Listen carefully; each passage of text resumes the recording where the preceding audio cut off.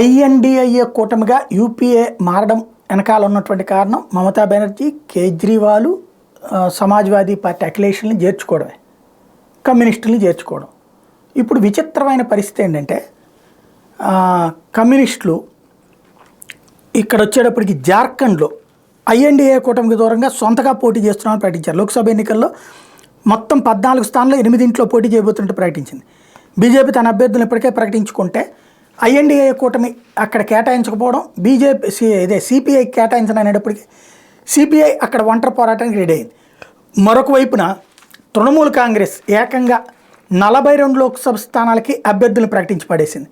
పశ్చిమ బెంగాల్లో అనౌన్స్ చేసి పడేసింది. అంటే ఐఎన్డిఏ కూటమికి మొన్నటిదాకా 2 ఇస్తానంది, వీళ్ళేమో 5 కావాలన్నారు, అయిపోయిందన్నారు. తీరా చూస్తే నేను 42 స్థానాలకు అభ్యర్థులు ప్రకటించాను. దీంతో కంగారు పట్టం అన్నటువంటిది ఇప్పుడు కాంగ్రెస్ వాళ్ళ వంతైంది.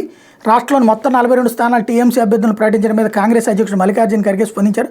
మా తలుపులు ఇంకా తెరిచే ఉన్నాయి, ఉపసంహరణ తేదీకి ముందు ఎప్పుడైనా పొత్తు ఖరారు కావచ్చు అంటూ చెప్పుకొచ్చారు. టీఎంసీతో సీట్ల పంపకం గౌరవప్రదంగా ఉండాలని తమ పార్టీ కోరుకుందని కాంగ్రెస్ సీనియర్ నేత జయరాం రమేష్ చెప్తున్నారు. చర్చలతోనే సీట్ల పంపకం పరిష్కారం అవుతుందని, ఏకపక్ష ప్రకటనలతో కాదంటూ ఓ పక్కన మమతకు చొరకైపోయి తమ పరిస్థితి ఆ స్థితికి దిగజారిందని ఒప్పుకున్నారు.